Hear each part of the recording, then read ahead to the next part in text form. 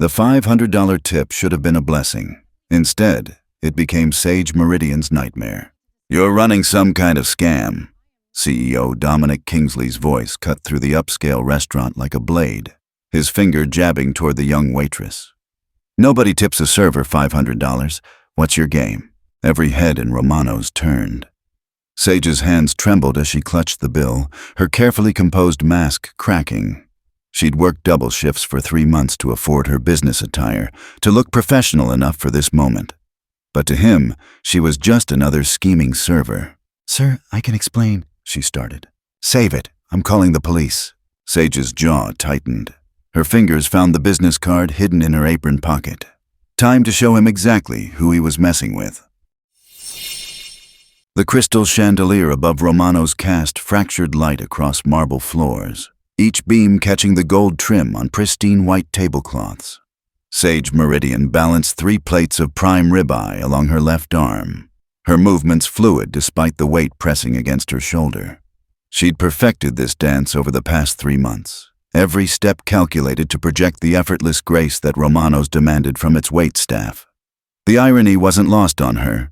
She'd once analyzed restaurant operations from mahogany boardrooms, but now she lived them from the service floor.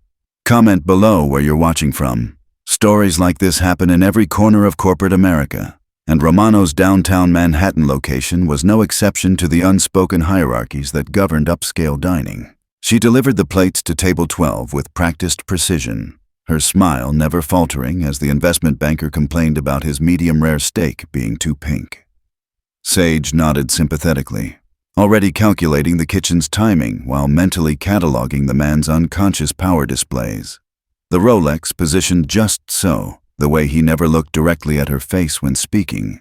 These were the same tells she'd studied during her Columbia MBA program, the microaggressions wrapped in politeness that separated those who served from those who were served. "I'll have the chef adjust that for you immediately," she said, her voice carrying just enough deference to satisfy his ego, while maintaining the professional distance that kept tips flowing. The evening rush was building toward its crescendo when Vera Castell, Romano's general manager, approached with her characteristic brisk efficiency. Vera had been running high-end restaurants for 15 years, and she'd developed an eye for reading both customers and staff with surgical precision. "Sage, I need you on VIP section tonight. Table 7 just called. Corporate dinner. Big spenders." Her words carried the weight of expectation. The VIP section meant larger checks, bigger tips, and absolutely zero margin for error. Sage felt the familiar flutter of anticipation in her stomach, the same sensation she'd experienced before major client presentations in her previous life. The difference now was that failure meant lost wages instead of lost accounts, but the stakes felt equally high when you were living paycheck to paycheck. As she approached the VIP section, Sage noticed the subtle shift in atmosphere. The lighting was warmer here, the spacing between tables more generous, and the clientele spoke in the hushed tones of people accustomed to being overheard. She straightened her shoulders and checked her reflection in the polished surface of a wine refrigerator. Her auburn hair was still perfectly pinned, her makeup flawless despite 6 hours on her feet. The business card in her apron pocket felt like a lead weight against her hip, a reminder of the identity she'd temporarily shed for this assignment. Tonight wasn't just about serving dinner. It was about gathering the final pieces of intelligence her firm needed to complete their due diligence on Kingsley Industries. Table 7 was Romano's premium spot, positioned near the floor-to-ceiling windows overlooking the Hudson River, with sight lines that allowed diners to survey the entire restaurant while maintaining their privacy. Sage had requested this section specifically, knowing that Dominic Kingsley preferred tables that reinforced his sense of dominance. She'd studied his patterns for months, learning his preferences from restaurant reservation systems, social media check-ins, and the careful intelligence gathering that had become second nature during her consulting career. As she arranged the wine glasses and adjusted the silver flatware, she could feel the weight of the evening settling around her like a familiar coat. Everything she'd worked toward for the past quarter converged on the next few hours. When the hostess led 3 men toward table 7, Sage recognized Dominic Kingsley immediately. His photographs hadn't captured the full effect of his presence, the way he moved through space, as if he owned not just the ground beneath his feet, but the air around him. Kingsley was 45, silver threading through his dark hair, with the kind of confident bearing that came from 20 years of never hearing the word no in a business context. His companions, Rowan Blackwell and Sterling Vale, flanked him like satellites orbiting a planet, their body language immediately establishing the hierarchy even before they spoke. Sage felt her pulse quicken, not from nervousness but from the hunter's thrill of finally being face to face with her quarry. "Good evening, gentlemen. I'm Sage, and I'll be taking care of you tonight," she said, her voice pitched to convey competent service without drawing attention to herself. Kingsley barely glanced up from his phone, his fingers moving across the screen with the frantic energy of someone who believed every email was a crisis requiring immediate attention. Rowan Blackwell, Kingsley's head of mergers and acquisitions, offered a polite nod while Sterling Vale, the company's chief financial officer, was already scanning the wine list with the intensity of someone who considered every purchase a reflection of his sophistication. Sage had memorized their profiles weeks ago, but seeing them in person added crucial context: their comfort with luxury, their assumption that excellent service was simply their due, and most importantly, their casual disregard for anyone they perceived as beneath their notice. The evening unfolded with clockwork precision as Sage guided them through Romano's carefully curated experience. She recommended the Wagyu beef, described the sommelier's wine pairings with just enough technical knowledge to impress without overwhelming, and ensured their water glasses never emptied. Between courses, she lingered just long enough to catch fragments of their conversation, discussions about quarterly projections, regulatory hurdles, and the upcoming merger that would either cement Kingsley Industries as a market leader or expose the company's fundamental weaknesses. Each detail was carefully filed away in her memory, adding to the comprehensive picture her firm was building. The irony was delicious. While Kingsley treated her as invisible, she was cataloging every vulnerability in his business strategy. As the main course arrived, Sage noticed Kingsley's behavior shifting subtly. He was drinking more than his usual 2 glasses of wine, his voice rising slightly as he described the challenges facing their acquisition target. Sterling Vale kept glancing around nervously, clearly uncomfortable with how much sensitive information was being discussed in public. Rowan Blackwell seemed oblivious to the potential security breach, focused instead on impressing a potential investor at the neighboring table. Sage felt a familiar satisfaction, the same feeling she'd experienced during client interviews when subjects revealed more than they intended. The difference was that now she was gathering intelligence while balancing plates and refilling bread baskets, a multitasking challenge that would have been unimaginable during her previous corporate incarnation. The business card in her apron pocket seemed to pulse with each heartbeat as the evening progressed. Soon, very soon, she would reveal exactly who had been listening to their every word. But timing was everything. Sage had learned patience during her years in consulting, the ability to wait for exactly the right moment to deploy information for maximum impact. As she cleared their dinner plates and prepared to offer the dessert menu, she caught sight of a familiar figure entering the restaurant. Jackson Pierce, whose generous tip would soon set everything in motion, was being seated 3 tables away. The pieces were falling into place with the precision of a Swiss watch, and Sage felt the familiar thrill of a plan coming to fruition. The dessert service proceeded without incident until Jackson Pierce called her over to his table. He was a regular at Romano's, though Sage had never served him directly. A venture capitalist in his 60s who preferred dining alone while reviewing investment proposals on his tablet. His reputation preceded him, demanding but fair, with a tendency toward grand gestures when genuinely impressed by service. "Miss, that was exceptional work tonight," he said, his voice carrying the authority of someone accustomed to being heard. "I've been watching you handle that difficult table. Your professionalism under pressure is remarkable." He slid a crisp $500 bill across the white tablecloth, the Benjamin Franklin portrait seeming to glow under the ambient lighting. "This is for service that goes above and beyond." Sage's carefully maintained composure cracked for just a moment. $500 represented 2 weeks of tips on a good month, enough to cover her rent and groceries with money left over. The generous gesture sent a genuine warmth through her chest, even as her mind immediately calculated the potential complications. She'd worked in high-end service long enough to know that tips this large attracted attention, and not always the positive kind. "Sir, this is incredibly generous, but I need to make sure you understand the amount," she said, her training in customer service warring with her instinct to accept the windfall gracefully. Jackson Pierce simply smiled and closed his tablet, signaling that the conversation was over. "I understand perfectly. Excellence should be rewarded." As Sage processed the payment and prepared to thank Pierce properly, she became aware of movement in her peripheral vision. Dominic Kingsley had risen from his chair and was walking toward them with the determined stride of someone who'd reached a conclusion and intended to act on it immediately. His face carried the expression she'd seen countless times in boardrooms, the look of a man who believed he'd identified a problem and possessed the authority to solve it. Rowan Blackwell and Sterling Vale remained seated, but were clearly tracking the developing situation, their conversation halting as they sensed drama approaching.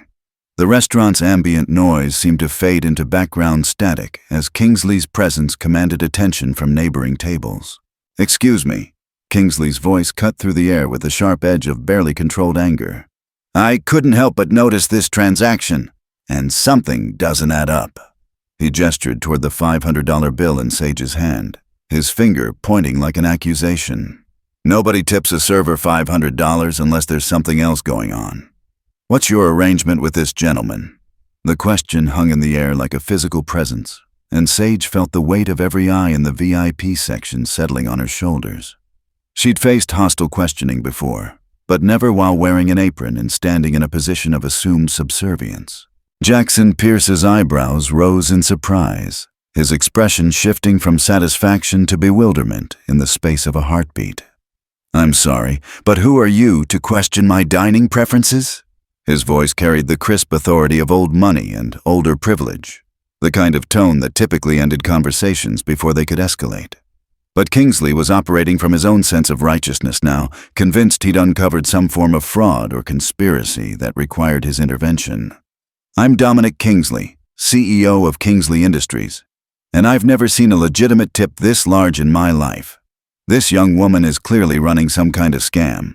The accusation hit Sage like a physical blow, not because of its content, but because of its public nature. Other diners were beginning to turn in their chairs, phones emerging from purses and jacket pockets as the modern instinct to document drama took hold. She felt the familiar sensation of being evaluated and judged, but now the stakes extended beyond professional success to basic dignity and survival. "Mr. Kingsley, I can assure you this is a legitimate transaction," she said, her voice steady despite the adrenaline flooding her system. Mr. Pierce was satisfied with his service and chose to express his appreciation generously.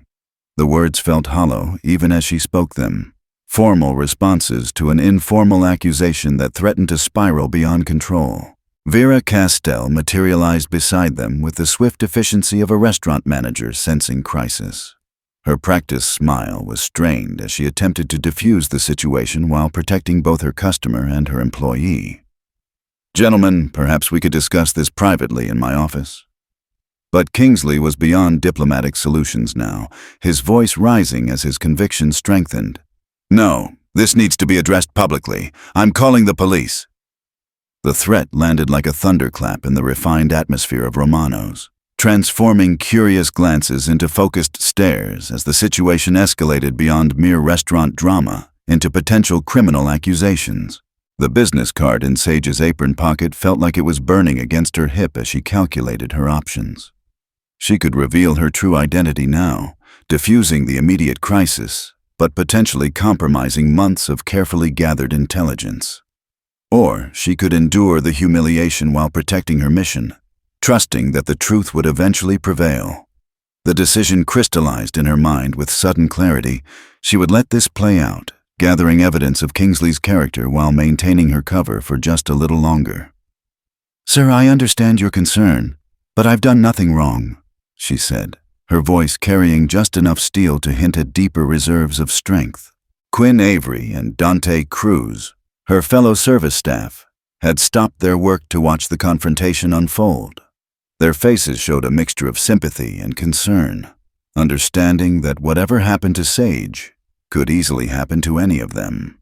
The class dynamics of the situation were impossible to ignore.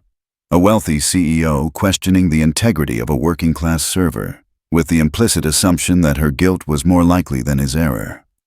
Sage felt the weight of representing not just herself, but everyone who'd ever been dismissed or doubted based on their position in life's hierarchy. As Kingsley pulled out his phone to follow through on his threat to involve law enforcement, Sage made a subtle gesture toward the security camera positioned above the bar. "Perhaps we should review the footage before making accusations," she suggested, her tone carefully neutral. "I'm confident it will show exactly what happened." The suggestion seemed to surprise Kingsley, who paused with his finger hovering over his phone screen. Innocent people didn't typically welcome scrutiny. They usually sought to avoid it. For the first time since the confrontation began, a flicker of uncertainty crossed his features, though his fundamental conviction remained unchanged. The restaurant had fallen into an expectant silence, broken only by the soft chiming of incoming text messages as word of the drama spread through social media. Sage could feel the moment balanced on a knife's edge, ready to tip toward either vindication or disaster. She thought of her Columbia MBA hanging on her apartment wall, of the strategic consulting projects that had prepared her for exactly this type of high-pressure situation, and of the business card that would soon reveal the truth about who was really running a game at Romano's tonight. Vera Castell's office occupied a cramped space behind the kitchen, its walls lined with scheduling charts, supplier invoices, and the accumulated detritus of restaurant management.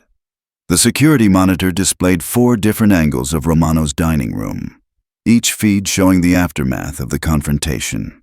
Curious diners leaning toward each other in animated whispers while servers moved between tables with practiced efficiency. Sage stood beside Kingsley and Pierce as Vera rewound the footage to the moment of the tip, her fingers moving across the digital interface with familiar competence. The screen flickered backward through time, showing the evening's events in reverse until they reached the crucial moment. "Here we are," Vera said, her voice carefully neutral as she pressed play. The footage was crystal clear, capturing every detail of Jackson Pierce's interaction with Sage. They watched as he called her over, spoke briefly about her professionalism, and deliberately placed the $500 bill on the table. His body language conveyed genuine satisfaction rather than the nervous energy of someone participating in a predetermined arrangement. Pierce's movements were casual, unhurried, suggesting a spontaneous decision rather than a calculated performance. Sage felt a surge of vindication as the evidence supported her version of events, though she kept her expression carefully composed. Years of consulting had taught her that being right wasn't enough. You had to be right gracefully, without making your opponents feel unnecessarily humiliated. Kingsley watched the replay twice, his jaw tightening with each viewing as the evidence contradicted his assumptions. She could see the cognitive dissonance playing across his features, the struggle between accepting what he was seeing and maintaining his initial conviction. "Technology can be manipulated," he said finally, though his voice lacked the certainty it had carried in the dining room. "Video editing, camera angles that don't show the full picture. There are countless ways to stage something like this." The accusation felt desperate now, grasping at explanations that became increasingly implausible under scrutiny. Jackson Pierce shook his head with obvious frustration, his patience wearing thin as the situation devolved into paranoid speculation. As they debated the reliability of digital evidence, Sage found her mind drifting to the morning 3 months ago when she'd first walked into Romano's wearing borrowed interview clothes and carrying a fabricated resume. The memory felt both distant and immediate. The nervous energy of assuming a new identity while simultaneously drawing on skills she'd developed over years of high-stakes consulting. She remembered the deliberate choice to seek employment at Romano's specifically because of its proximity to the financial district and its reputation as a gathering place for corporate executives. Every element of her current situation had been carefully orchestrated, though she couldn't have predicted the specific confrontation now unfolding in Vera's office. Her Columbia MBA had required a capstone project analyzing corporate vulnerability during merger transitions, And she'd chosen Kingsley Industries as her subject without knowing she would one day be serving its CEO dinner while gathering competitive intelligence. The academic exercise had evolved into professional necessity when her consulting firm identified Kingsley Industries as both an acquisition target and a potential threat to their clients' interests. Understanding their decision-making processes, internal dynamics, and strategic blind spots required the kind of intimate access that traditional research methods couldn't provide. Wearing a server's uniform had proven to be more effective than any boardroom presentation in revealing the company's true character. Sterling Vale had followed them to the office and now stood near the door with obvious discomfort, clearly wishing he was anywhere else. His presence reminded Sage of countless corporate meetings where middle management found themselves caught between competing power structures without clear guidance on which side to support. She'd seen this dynamic play out repeatedly during her consulting career, the way hierarchies became fluid during moments of crisis, revealing the difference between formal authority and practical influence. Vale's nervous energy suggested he understood the potential ramifications of this confrontation extending beyond the restaurant, particularly if social media coverage attracted unwanted attention to Kingsley Industries. "The video clearly shows a legitimate transaction," Pierce said, his voice carrying the finality of someone accustomed to settling disputes through reason rather than rhetoric. "I'm not sure what you hope to accomplish with these accusations, Mr. Kingsley, but you've succeeded in embarrassing yourself and your company." The words hung in the air like a physical presence, and Sage watched Kingsley's face cycle through emotions: anger, frustration, and something approaching panic, as he realized how thoroughly his position had deteriorated. She felt no satisfaction in his discomfort, only professional interest in observing how different personality types responded to unexpected challenges. The business card in her apron pocket seemed to pulse with potential energy as she calculated whether this was the optimal moment for revelation.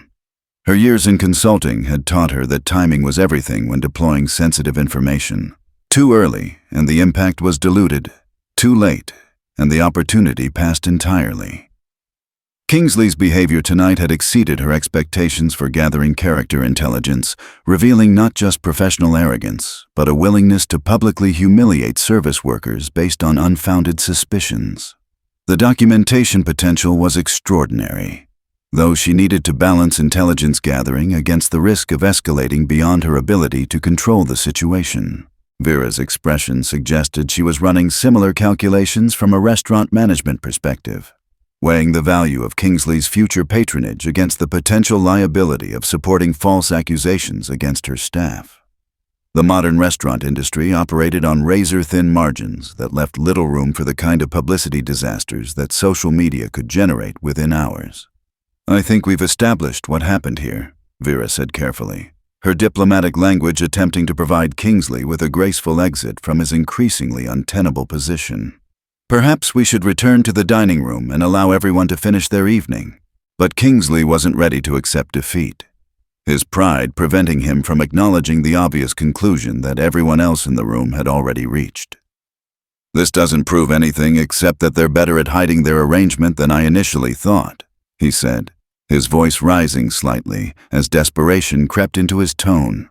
"I've been in business for 20 years, and I know fraud when I see it." The statement revealed more about his mindset than he likely intended. The assumption that his experience qualified him to judge situations outside his expertise, and the inability to consider alternative explanations when his initial assessment proved incorrect. Sage felt the familiar sensation of watching someone make precisely the kind of strategic errors she'd built her consulting career on identifying and exploiting. Kingsley was doubling down on a losing position while alienating potential allies and creating unnecessary documentation of his poor judgment. She wondered briefly if this was how all of his business decisions unfolded.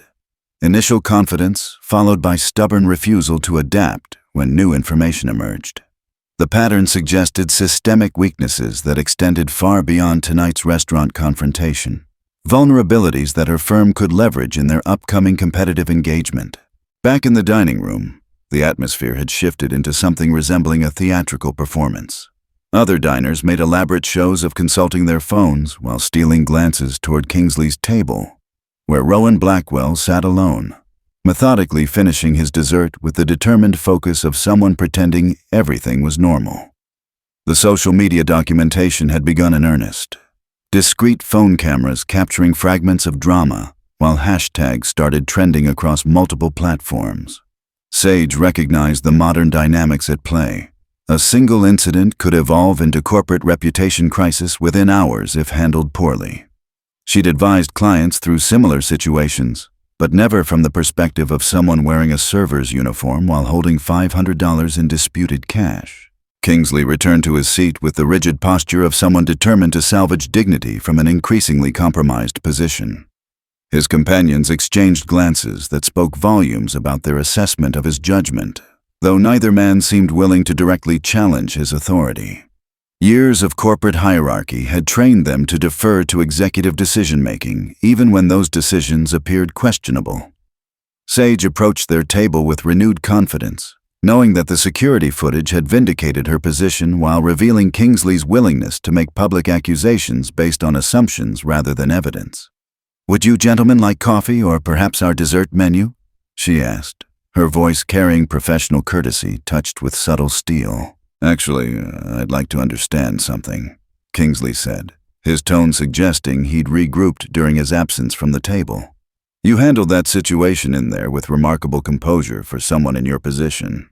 That's not typical server behavior."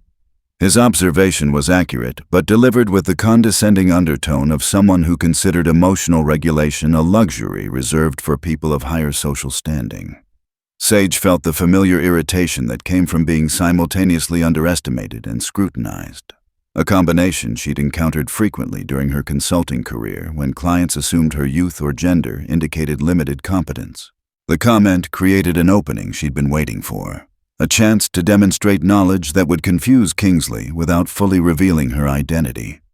"Well, dealing with difficult customers requires understanding their motivations," she said, her tone carefully neutral, while her words carried subtle layers of meaning.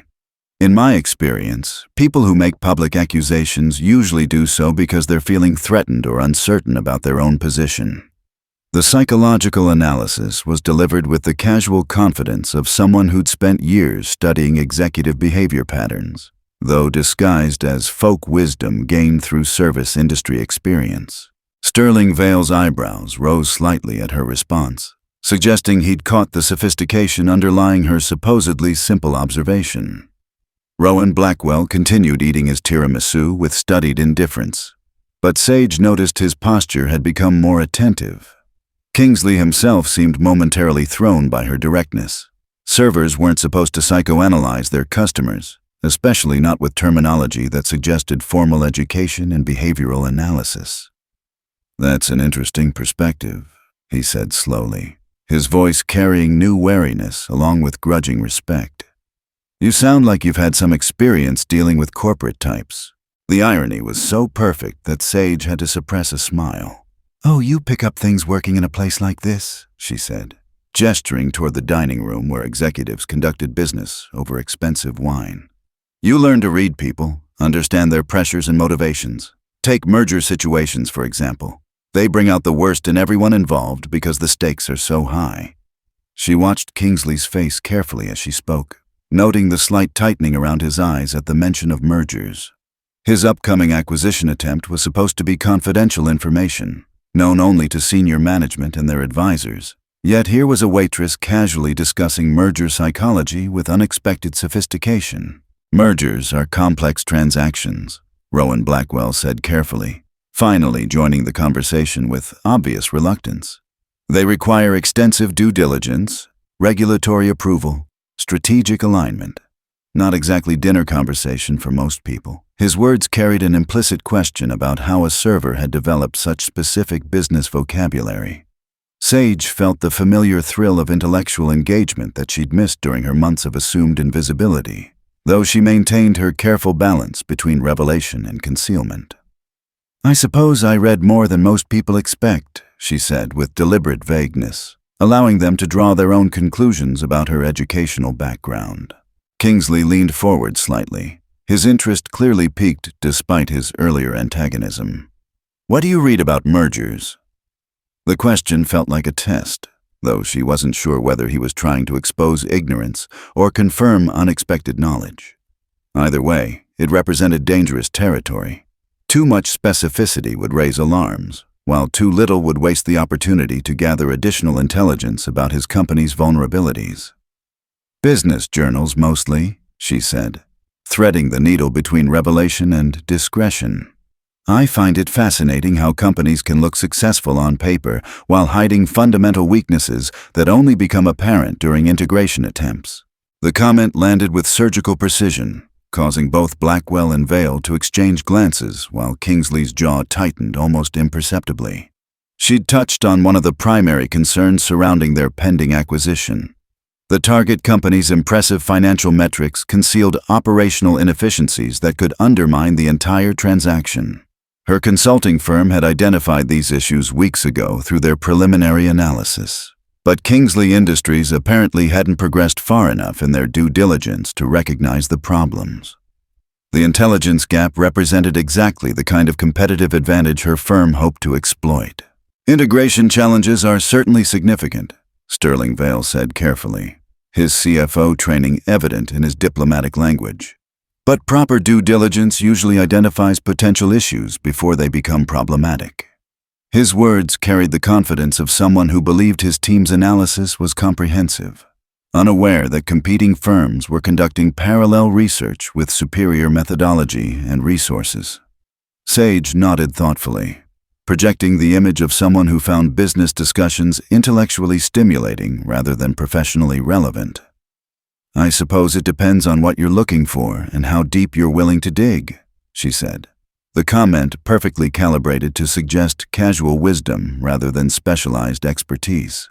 As the conversation continued, Sage noticed other diners beginning to lose interest in their table as the immediate drama faded into sophisticated discussion. The shift in attention created space for more detailed conversation while maintaining her cover as an unusually well-read server rather than a competitive intelligence analyst. Kingsley's initial hostility had evolved into grudging curiosity, though his fundamental assumptions about her remained unchanged.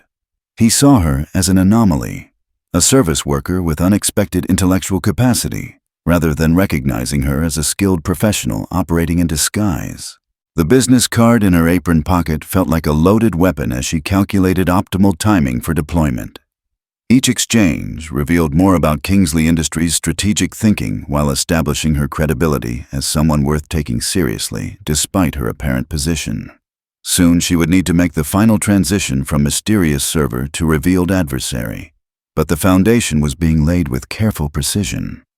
Years of consulting had taught her that the most effective revelations came not as complete surprises, but as confirmations of suspicions that had been gradually building throughout the interaction. "Well, I should let you gentlemen finish your evening," she said, stepping back from the table with practiced professionalism. "But it's been fascinating talking with people who understand how complex modern business really is." The compliment was delivered with just enough sincerity to feel genuine, while maintaining the service relationship that kept them comfortable sharing sensitive information. As she walked toward the kitchen, she could hear them resuming their previous conversation about regulatory timelines and financing structures, apparently convinced that their earlier discussion had been an interesting but irrelevant diversion with an unusually articulate member of the wait staff. The kitchen buzzed with end-of-shift energy as servers tallied receipts and kitchen staff cleaned equipment, but Sage barely noticed the familiar chaos. She stood beside the coffee station, ostensibly preparing a fresh pot while her mind processed the intelligence she'd gathered throughout the evening. Kingsley's casual discussion of merger timelines had confirmed her firm's analysis of the transaction schedule, while his companion's body language revealed internal disagreements about risk assessment that could be exploited during competitive positioning. The business card in her apron pocket felt heavier with each passing moment, its significance evolving from mere credential to strategic weapon as she calculated optimal deployment timing. Quinn Avery approached with obvious concern, her fellow server's face reflecting the stress that came from witnessing workplace confrontations that could affect everyone's employment security. "Are you okay? That whole thing with the CEO looked pretty intense," she said, her voice lowered to avoid attracting attention from management. Quinn represented the genuine relationships Sage had developed during her months at Romano's. Connections that would complicate her eventual revelation, but had provided valuable emotional support during the challenging transition from consulting to service work. "I'm fine," Sage said, managing a reassuring smile while internally calculating how to protect her colleagues from potential fallout when her true identity became known. The dining room had settled into late evening rhythm when she returned with the coffee service, though the energy around Kingsley's table remained elevated from their continuing business discussion. Rowan Blackwell was sketching organizational charts on cloth napkins while Sterling Vale consulted spreadsheets on his tablet, their confidential planning session proceeding without apparent awareness that their server possessed the analytical skills to interpret every detail. Sage felt the familiar professional satisfaction that came from watching competitors reveal strategic vulnerabilities through overconfidence and poor operational security.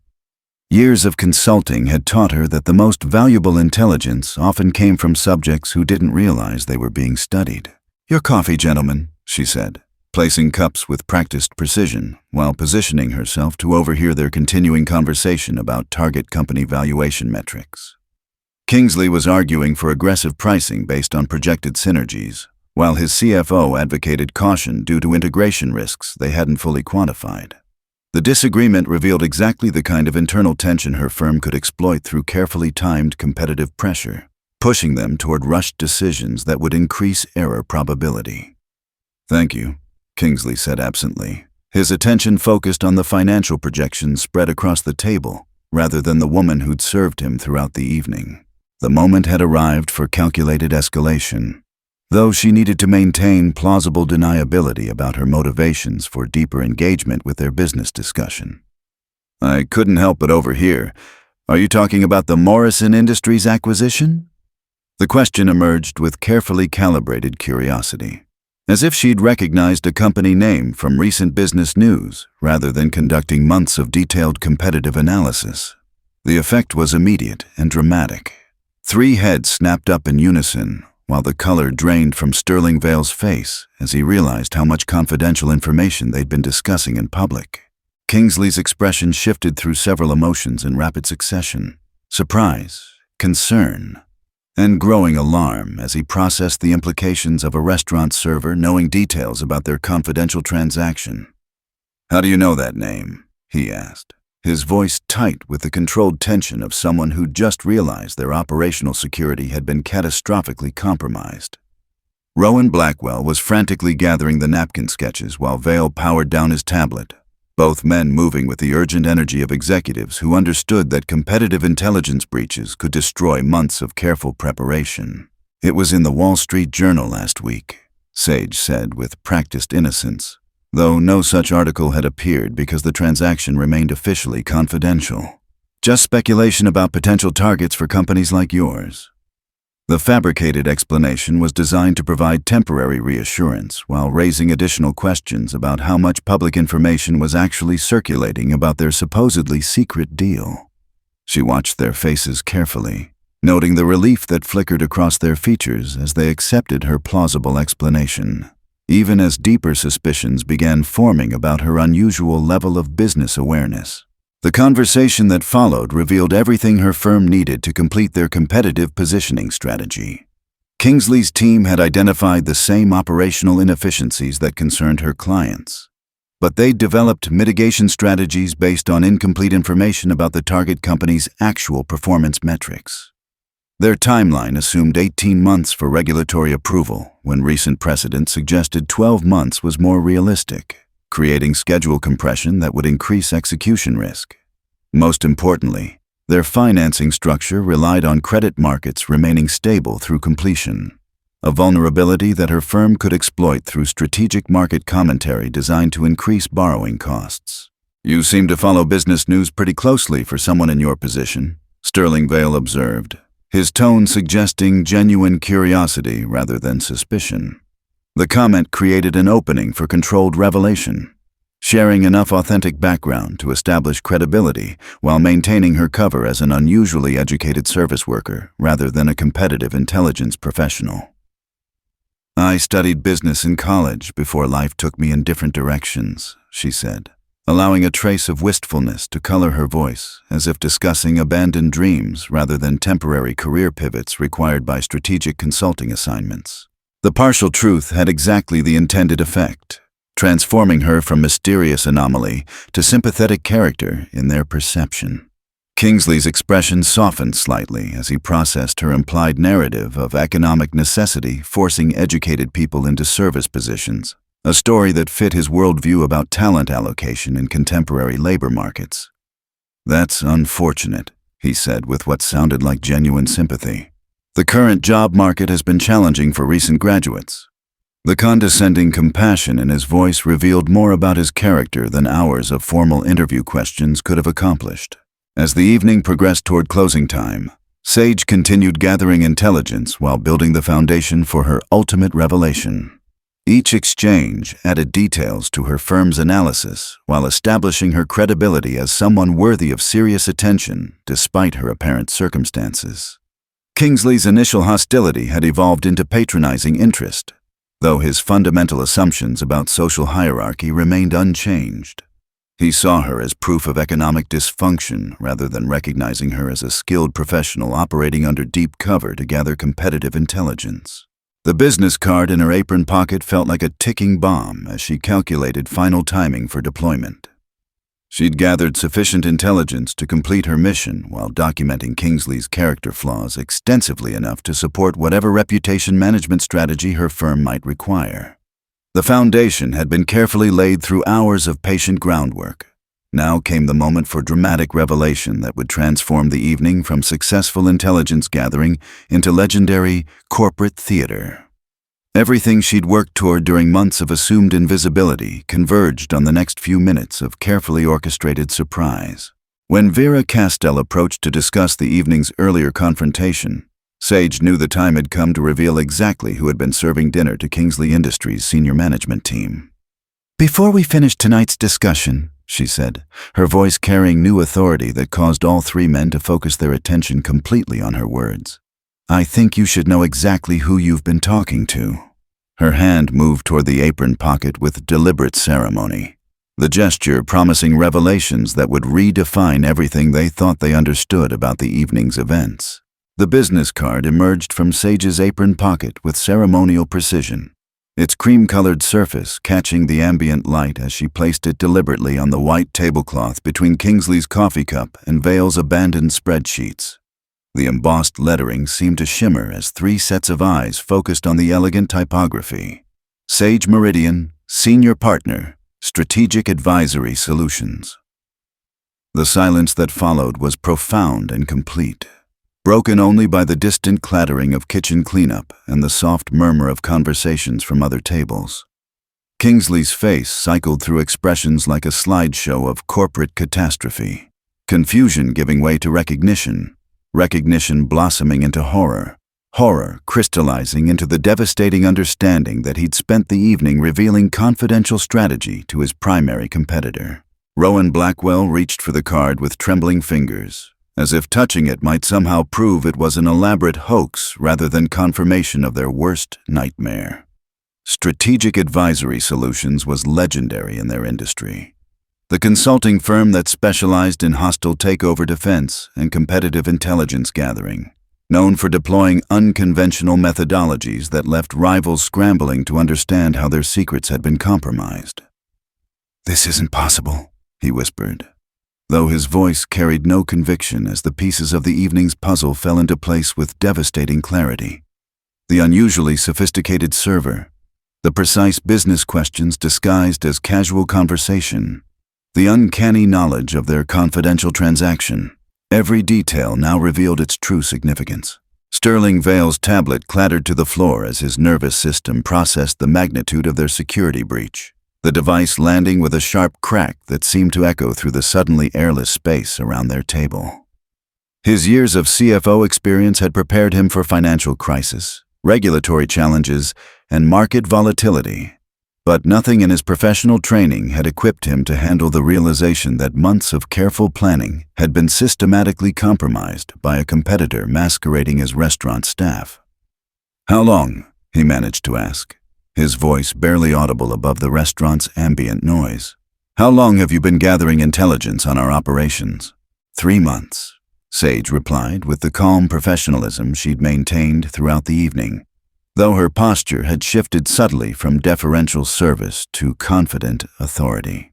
Since your preliminary discussions with Morrison Industries became active enough to warrant competitive concern, the timeline revelation added another layer to their growing horror.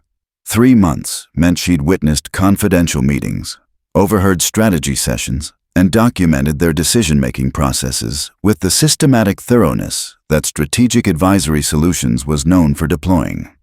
Every casual business conversation they'd conducted at Romano's now took on sinister new significance as they realized how comprehensively they'd been studied. The surrounding tables had begun to notice the drama unfolding, though the sophisticated clientele of Romano's was too well-mannered to stare directly at what appeared to be a business crisis developing in real time. Phones emerged discreetly as social media documented another chapter in the evening's evolving story. Hashtags evolving from simple restaurant drama toward corporate espionage speculation that would trend across professional networks within hours. Sage was acutely aware of the documentation taking place, understanding that her revelation would become case study material for business schools and cautionary tale for executives who underestimated service industry workers. Kingsley's initial shock was crystallizing into rage as his mind processed the implications of being outmaneuvered so completely and publicly. His reputation as a shrewd businessman who anticipated competitive threats had been destroyed in front of colleagues and documented for viral distribution across platforms where professional credibility was established and demolished with equal speed. "You've been spying on us," he said, his voice rising despite obvious efforts to maintain composure. "This is corporate espionage, fraud, deception." The accusations tumbled out without logical connection, reflecting his desperate need to reframe the situation in terms where he could claim victimhood rather than acknowledge his fundamental failure to recognize obvious threats. "I've been working as a legitimate employee while conducting completely legal competitive research," Sage corrected with the precision of someone who'd spent years ensuring her methodologies remained within ethical and legal boundaries. "Everything I observed took place in public spaces where no reasonable expectation of privacy existed. Your choice to discuss confidential strategy in a restaurant frequented by industry professionals reflects poor operational security rather than illegal surveillance." The legal distinction was delivered with clinical accuracy, though her words carried subtle satisfaction at finally being able to demonstrate her expertise without artificial constraint. Vera Castell had materialized beside their table with the crisis management instincts developed through years of handling restaurant emergencies, though her expression suggested this situation exceeded her normal parameters for damage control. "Perhaps this discussion would be better conducted privately," she offered, her diplomatic language attempting to protect both her establishment's reputation and her employees' professional standing. The suggestion made practical sense, but Sage understood that private revelation would lack the dramatic impact necessary to ensure complete documentation of Kingsley's character flaws and strategic incompetence. "No, I think public discussion is appropriate given Mr. Kingsley's earlier accusations about my integrity," Sage said, her voice carrying the authority of someone who'd finally shed her disguise and could speak with full professional confidence. "He questioned my honesty in front of other diners, so they deserve to understand exactly what kind of judgment errors led to his conclusions." The symmetry was perfect. His public humiliation of her was now being answered with public revelation of his complete failure to recognize competitive threats operating under his nose for months. Jackson Pierce had approached from his table with obvious curiosity, drawn by the commotion surrounding what had begun as a simple dispute over his generous tip. His venture capitalist background meant he immediately grasped the significance of Strategic Advisory Solutions' involvement, understanding that he'd witnessed the culmination of months of sophisticated corporate intelligence gathering. "Extraordinary," he murmured, his appreciation for professional excellence overriding any concern about being peripherally involved in competitive espionage. "Absolutely extraordinary execution of unconventional methodology." The evening's final revelation came as Sage explained her firm's upcoming defensive strategy against Kingsley Industries' acquisition attempt. detailing how the intelligence she'd gathered would be deployed to protect their clients' interests through precisely timed market commentary and regulatory challenges. Months of patient observation had identified every vulnerability in their approach: timeline assumptions, financing dependencies, integration planning gaps, and, most importantly, the internal disagreements that could be exploited to create decision-making paralysis at critical moments. The comprehensive nature of her analysis demonstrated why strategic advisory solutions commanded premium fees for defensive consulting services. As the magnitude of their exposure became clear, Kingsley's companions began the subtle process of professional distance that would accelerate in coming days as they attempted to minimize their association with the evening's debacle. Corporate hierarchies were unforgiving to executives who became liability rather than asset, and being documented as part of such catastrophic operational security failure would require careful reputation management. The irony was exquisite. Their attempt to discredit a server's integrity had resulted in comprehensive documentation of their own professional incompetence, preserved for posterity across multiple social media platforms. The business card remained on the white tablecloth as the evening wound toward its conclusion, its elegant lettering serving as physical proof that appearances could deceive even the most successful executives when their assumptions about social hierarchy blinded them to obvious competitive threats. Sage felt the satisfaction of mission accomplished, combined with professional pride in methodology that had exceeded expectations for both intelligence gathering and character documentation. The months of assumed invisibility had concluded with the kind of dramatic revelation that would define her consulting career while serving as cautionary tale for any executive who confused service positions with intellectual limitations. The story broke across financial media at 6:47 a.m. Eastern Time, 3 hours after the first social media posts from Romano's had been picked up by industry bloggers who specialized in corporate drama documentation. The headline in Business Insider read, "CEO accuses server of fraud, doesn't realize she's been gathering intelligence for months," accompanied by grainy phone footage that captured Kingsley's horrified expression as Sage revealed her business card. Within minutes, the hashtag #WaitressWins was trending across multiple platforms as the story evolved from local restaurant incident to cautionary tale about corporate arrogance and operational security failures that resonated with audiences who'd experienced similar dismissiveness from powerful executives. Sage's phone buzzed incessantly with calls from reporters, industry colleagues, and strategic advisory solutions partners who'd awakened to discover their typically discreet competitive intelligence operations had become viral entertainment. She'd spent the early morning hours in her apartment, reviewing legal protocols with her firm's compliance team while monitoring social media coverage that exceeded their most optimistic projections for mission visibility. The documentation was comprehensive and largely favorable.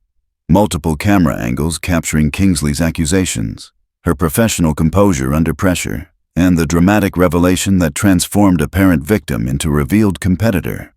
Her consulting career would never lack for case study material again. Kingsley Industries' stock price had opened down 12% on concerns about management competence and acquisition strategy security, with trading volumes suggesting institutional investors were reassessing their positions based on the documented leadership failures. Sterling Vale had issued a brief statement acknowledging communications protocols under review, while Rowan Blackwell remained unreachable for comment, their coordinated silence suggesting crisis management consultants were already working to contain reputational damage. The irony wasn't lost on industry observers that a company specializing in strategic acquisitions had been outmaneuvered by a competitor using methodology so simple it bordered on obvious. Romano's had experienced its busiest breakfast service in restaurant history as curiosity seekers hoped to dine where corporate drama had unfolded the previous evening. Vera Castell moved through the dining room with obvious satisfaction, her establishment having gained legendary status among business professionals who appreciated sophisticated revenge narratives delivered with impeccable service standards. "Your table is available whenever you'd like to return," she told Sage during a morning phone call that carried warmth previously reserved for VIP customers. "Though I suspect you'll be too busy with other opportunities to need a server position much longer." The prediction proved accurate as Strategic Advisory Solutions phones rang continuously with new client inquiries from executives who'd witnessed the evening's demonstration of unconventional intelligence gathering capabilities. Sage's methodology would become template for future assignments, though the visibility meant competitors would be more cautious about casual business discussions in public settings. She'd fundamentally altered her industry's operational landscape while advancing her career in ways that traditional consulting achievement could never have accomplished. The 3 months of assumed invisibility had positioned her for partnership track advancement that might have taken years through conventional performance metrics. Jackson Pierce had contacted her directly with investment opportunities that leveraged her demonstrated skills in competitive analysis and strategic deception, his venture capital firm recognizing the market value of someone who could gather intelligence while remaining completely undetected by sophisticated executives. Your methodology represents exactly the kind of unconventional thinking that creates competitive advantages, he explained during their video conference call. We'd be interested in funding expansion of your approach across multiple industries. The proposal suggested possibilities that extended far beyond traditional consulting into new categories of strategic services. Legal analysis confirmed that all intelligence gathering had remained within established ethical and legal boundaries, though industry associations were already developing updated guidelines for competitive research methodology that addressed scenarios like Sage's 3-month assignment. Her careful documentation of methodology and legal compliance would become required reading for consultants seeking to understand permissible boundaries for intelligence operations. The precedent established through her assignment would influence professional standards for years as the industry adapted to acknowledge that traditional assumptions about service worker invisibility no longer provided reliable operational security. The merger transaction that had motivated her original assignment was officially suspended pending strategic review of competitive landscape changes, corporate euphemism for acknowledging that their plans had been so thoroughly compromised that proceeding would guarantee failure. Morrison Industries had issued their own statement expressing appreciation for Strategic Advisory Solutions' defensive capabilities while suggesting other potential acquirers should expect similar protection for their clients' interests. The competitive victory was complete and publicly documented in ways that would deter future acquisition attempts while establishing her firm's reputation for innovative defensive strategies. Quinn Avery and other Romano staff had become minor celebrities themselves, their association with the evening's drama elevating them from anonymous service workers to recognized faces in viral content that celebrated professional competence over executive arrogance. The class dynamics that had made Kingsley's initial accusations so offensive to broad audiences continued driving engagement as the story evolved into a symbol of economic inequality and workplace dignity. Sage felt genuine satisfaction that her colleagues would benefit from the positive attention, while their industry gained recognition for skills that executive-class diners typically overlooked completely. Media coverage had evolved beyond simple business story into broader cultural commentary about assumptions underlying service industry relationships and the professional competence that economic necessity sometimes concealed behind uniform requirements. Sociology professors assigned the incident as case study for class analysis discussions, while business schools developed curriculum modules examining operational security failures that emerged from social hierarchy assumptions. The academic attention guaranteed that future executives would at least theoretically understand risks associated with casual intelligence exposure in public settings. As afternoon approached and the immediate crisis management activities concluded, Sage found herself reflecting on the personal transformation that her assignment had required and the professional opportunities it had created. 3 months of systematic invisibility had taught her aspects of business psychology that boardroom consulting could never have revealed, while the dramatic conclusion had established her reputation in ways that traditional achievement metrics wouldn't have accomplished. The experience had fundamentally changed her understanding of power dynamics and competitive advantage, while advancing her career beyond anything she'd imagined possible when the assignment began. The business card that had concluded the previous evening's revelations sat framed on her desk as reminder of the moment when 3 months of careful preparation crystallized into perfect strategic execution. Soon, she would return to Romano's as celebrated guest rather than working server. though the relationships developed during her assumed invisibility would remain valuable both professionally and personally. The months ahead would bring opportunities that emerged directly from viral documentation of her unconventional methodology, while the consulting industry adapted to acknowledge that competitive intelligence could emerge from completely unexpected sources when traditional assumptions about professional hierarchy blinded targets to obvious threats operating in plain sight. 3 months after the business card revelation that had redefined corporate espionage methodology, Sage stepped out of her Tesla onto Fifth Avenue. The autumn Manhattan air carrying hints of approaching winter, mixed with the eternal sense of ambition and expensive coffee that defined the financial district. Her tailored charcoal suit bore the subtle confidence of someone whose recent promotion to managing partner at Strategic Advisory Solutions had been accompanied by compensation packages that transformed luxury from aspiration to daily reality. The irony wasn't lost that she was heading to Romano's for a celebration lunch, returning to the scene of her professional transformation as guest rather than server, though the relationships forged during those months of assumed invisibility remained among her most valued connections. The restaurant buzzed with controlled energy as the lunch service reached its peak, though Sage noticed immediate differences from her previous experience navigating these spaces while carrying trays and managing demanding customers. Hostess attention was immediate and deferential. Table assignment prioritized her preferences over operational efficiency, and the subtle choreography of high-end dining now served her comfort rather than requiring her labor. Quinn Avery approached with obvious delight, her former colleague's smile genuine as she guided Sage toward the VIP section where their story had originally unfolded. "It's so good to see you back," Quinn said warmly. "Though I have to admit, I miss having someone around who could handle difficult customers the way you did." Vera Castell materialized with the practiced grace that had made her legendary among restaurant managers, her professional composure slightly softened by genuine affection for someone who'd elevated Romano's reputation through spectacular professional theater. "Ms. Meridian, welcome back," she said, the title carrying respect that extended beyond customer service protocol into acknowledgement of shared experience during one of the establishment's most memorable evenings. "Your usual table is ready, though I suspect the conversation will be quite different this time." The reference to Sage's previous visits as intelligence operative rather than dining customer carried humor mixed with appreciation for methodology that had transformed restaurant industry awareness about competitive threats hiding in plain sight. The table where Kingsley Industries' senior management had revealed their strategic vulnerabilities now bore a discreet brass plaque reading, "Reserved for strategic discussions." Vera's subtle tribute to the evening that had redefined the restaurant's place in corporate Manhattan mythology.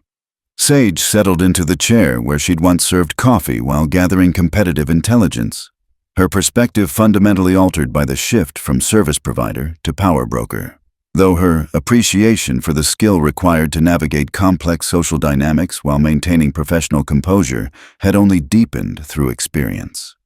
The view across the Hudson River remained spectacular, but now she observed it as someone who controlled strategic decisions rather than someone whose livelihood depended on others' satisfaction. Her lunch companion arrived precisely on schedule, a habit that had served Jackson Pierce well throughout his venture capital career and had made him ideal partner for the investment fund they were launching together. Pierce Meridian Strategic Ventures would focus on companies whose unconventional methodologies created competitive advantages that traditional analysis might overlook, the kind of innovative thinking that had transformed a server's uniform into the most effective corporate espionage tool in consulting history. "The preliminary numbers look extraordinary," Pierce said as he settled into his chair, his tablet displaying investor commitments that exceeded their most optimistic projections. "Apparently, everyone wants to fund the person who made Dominic Kingsley a cautionary tale about executive hubris." The Morrison Industries acquisition had officially collapsed 6 weeks after Romano's incident, victim of regulatory challenges and financing complications that emerged precisely as Strategic Advisory Solutions had predicted during their defensive strategy deployment. Kingsley had been forced to resign as CEO following board review of his judgment failures, though industry observers noted that his public humiliation had probably been more damaging to his reputation than the failed transaction itself. Sterling Vale had transitioned to a smaller firm where his risk management expertise could be valued without association with viral corporate failure, while Rowan Blackwell remained unemployed as potential employers questioned judgment that had contributed to such spectacular operational security breakdown. Social media coverage had evolved from initial entertainment value into business school curriculum examining class assumptions and professional competence recognition across service industries. Harvard Business Review had published Sage's methodology analysis as cover story titled, "The Invisible Advantage: How Service Industry Positions Create Unique Intelligence Opportunities," establishing academic framework for unconventional competitive research that would influence consulting practices for years. The article had generated speaking engagement requests that filled her calendar through the following year while positioning her as thought leader in strategic innovation methodology. "I've been thinking about expansion possibilities," Sage said as their appetizers arrived, prepared by the same kitchen staff who'd worked around her during months of intelligence-gathering operations. Financial services, technology, pharmaceutical, any industry where executives conduct sensitive discussions in public settings while assuming service workers lack relevant education or motivation to understand strategic implications. The market opportunity was substantial precisely because traditional corporate security protocols focused on digital threats while ignoring human intelligence vulnerabilities that emerged from social hierarchy assumptions. Dante Cruz approached to discuss wine selections, his sommelier expertise unchanged, though his perception of Sage had transformed completely since learning about her true professional background. "I have to ask," he said with genuine curiosity, "did you always know the evening would end the way it did?" The question reflected broader fascination with whether her dramatic revelation had been planned strategy or spontaneous response to Kingsley's accusations, though Sage had learned that maintaining some mystery about her methodology served both professional and entertainment purposes. "Let's just say, I always try to be prepared for multiple contingencies," she replied with practiced diplomacy. The afternoon concluded with Sage mentoring a young server who'd approached during quiet moments between table service, sharing insights about recognizing professional development opportunities that might not follow traditional career trajectories. "Education and intelligence can be concealed by circumstances," she explained, "but they always reveal themselves eventually if you're patient and strategic about timing." The advice reflected lessons learned through her own unconventional journey from Columbia MBA to Strategic Advisory Solutions Managing Partner via Romano's wait staff, though she emphasized that success required authentic competence rather than theatrical deception. As evening approached and dinner service preparation began, Sage prepared to leave the restaurant that had incubated her transformation from ambitious consultant to industry legend. The business relationships developed during her months of assumed invisibility had proven more valuable than traditional networking could have provided, while the dramatic conclusion had established her reputation in ways that conventional achievement never would have accomplished. Walking toward the exit, she paused at table 7 where Kingsley had made the accusations that ultimately revealed his own character flaws, while documenting her professional competence for viral distribution. The brass plaque winked in the ambient lighting as she considered how completely the power dynamics had shifted since that evening when a $500 tip had triggered confrontation that exposed fundamental assumptions about worth and competence. Now she controlled strategic decisions that would influence corporate acquisitions across multiple industries, while executives who dismissed service workers as intellectually irrelevant would face new uncertainty about who might be observing their casual business discussions. The invisible advantage had become visible methodology, transforming both her career and her industry's understanding of where competitive threats might emerge when traditional assumptions about social hierarchy created dangerous blind spots in operational security protocols. Outside Romano's, Manhattan's evening energy pulsed with renewed possibility as Strategic Advisory Solutions' most celebrated partner headed toward meetings that would shape tomorrow's business landscape. Carrying lessons learned while wearing an apron and serving dinner to people who never suspected they were revealing their deepest vulnerabilities to their most dangerous competitor. The end. Share this story and comment where you're reading from. Corporate espionage happens everywhere, but it rarely unfolds with such perfect dramatic timing. Sometimes the most powerful people are the ones you never see coming.